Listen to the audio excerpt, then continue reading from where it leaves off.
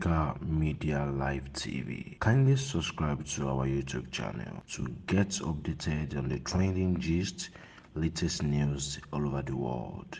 Like our page, subscribe, and share with friends. Thank you.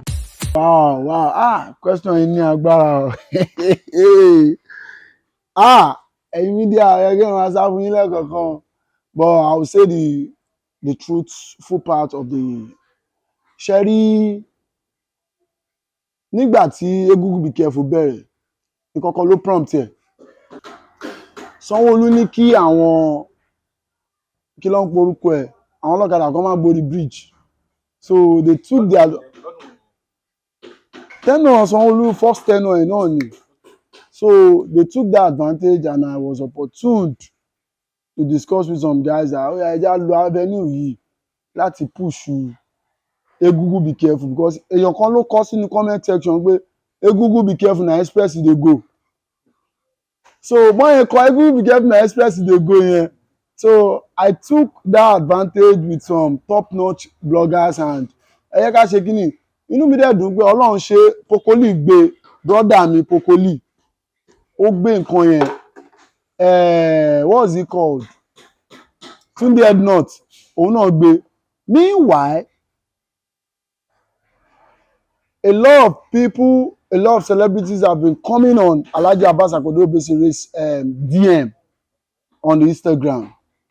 So ó wá jẹ́ ọmọ mi tájọ wà ní Kòròdú yìí Zlatan ní gbogbo Ògìjò mọ́ orí òkúta mọ́ Agric mọ́ Odóngúnyán mọ́ gbogbo ẹ̀ báyẹn. He called and I talked to him. I said, okay, Z, a máa ṣiṣẹ́. Meanwhile, a ti ṣiṣẹ́ yẹn pẹ̀lú Skibi. Skibi dropped that snippet of Egungun Becareful in his own style of genre of music. You know, Skibi máa ń ṣe bí obìnrin bí nǹkan kan but lórí platform àti way of bí Alhaji Abbas Akande Obesere ṣe máa ń ṣe business tiwọn. He does his thing in in a casual way, in a ọmọ ìgboro level. So mo mọ̀ pé iṣẹ́ yìí máa weak and Alhaji may not be able to flow in 100 though Alhaji flow in ṣiṣẹ́ yẹn. We did that song o because it was Casey Lipopo I called. I called Casey that very year. Casey, why Skibi go work? Skibi is my brother in Ijesha.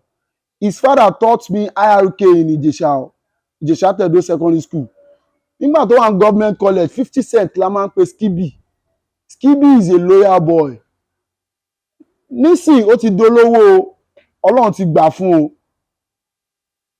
He is a loyal man ní máa pè é sìn because everybody deserve respect in his own zone. You understand? So èmi ò dẹ̀ kí I don't take advantage of pé bye. So animal ṣe àwọn tó ń gbé yẹn yàrá ẹ̀ ṣì wà ń bẹ̀ ilé ẹ̀ ṣì wà gbogbo ẹrù ẹ̀ ṣì wà ń bẹ̀ dè ní. So ó máa ń wá sí school mi gbà yẹn ó máa ń pè 50 cent ó máa ń kọrin 50 cent ó máa lo handkerchief ó máa so mọ́ ọrùn nígbà yẹn. So Skibi òun ló kọ́kọ́ jump sínú iṣẹ́ yẹn but I couldn't get his number then. I now call Casey Limpopo, Casey Fresh. He's the one that sang oya Limpopo baby go Limpopo. Mo á pè wọ́n mo ní Casey Skibi we go swam. He did this without the consent of Alhaji Abbas Akande Obesere. At least if you want to do anything you need to seek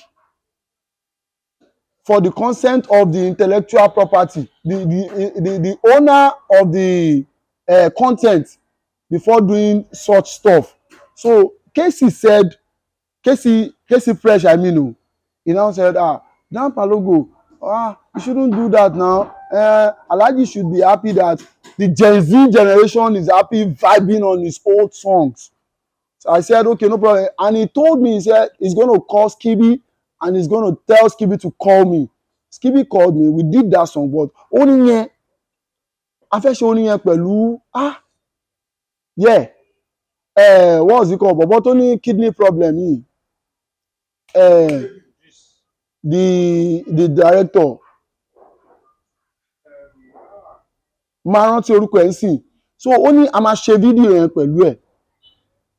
ilé Skibi ní Zlatan ti pè mí ní video call. We were with Skibi. Ọjọ́ yẹn ni Skibi fi ilé tó ń kọ́ sí island hàn mí. Ta lọ síbẹ̀ kó tó dípa lọ sí apartment àti lọ record pẹ̀lú àwọn OJ ìyẹn manager. Wọ́n ní mo á gbé fóònù fún Skibi. Skibi wá ní where you dey olóhùn wa ń kàtẹ́ kí nìkan gidi kan. Later Zlatan wá sọ fún mi pé òun fẹ́ ká ṣe orin yìí pẹ̀lú àlàyé. Mo ní iṣẹ́ ìdẹ̀ là ń ṣe. Ó ní a lè ṣe náà, ó máa ní version oríṣiríṣi. And we did it. Ọlọ́run wá gba ìyẹn ju gbogbo iṣẹ́ lọ. That night we were about recording that song at Idado in his house in Ikate, in Zlatan's former house ní Ikate. He told me, he said he's going to call Jago, Pokoli and all those socialites, you understand? And they all came in, we did the recording and everything was successful.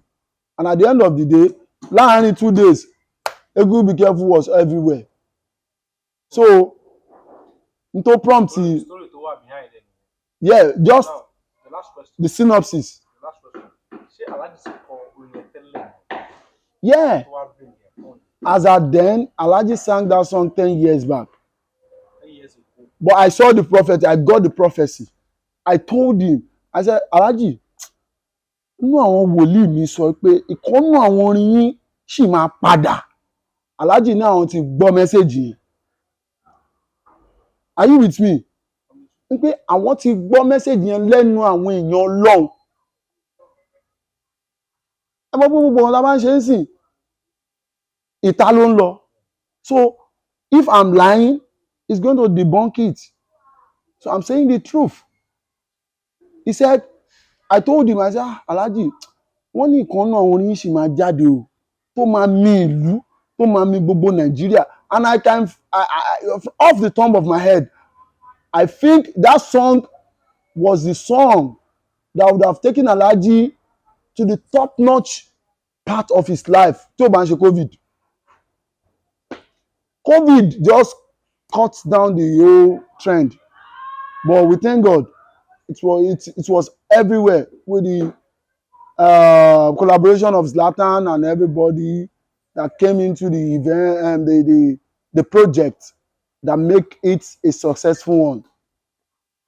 AfricamediaLive TV. Kindly subscribe to our YouTube channel to get updated on the trending gist, latest news all over the world.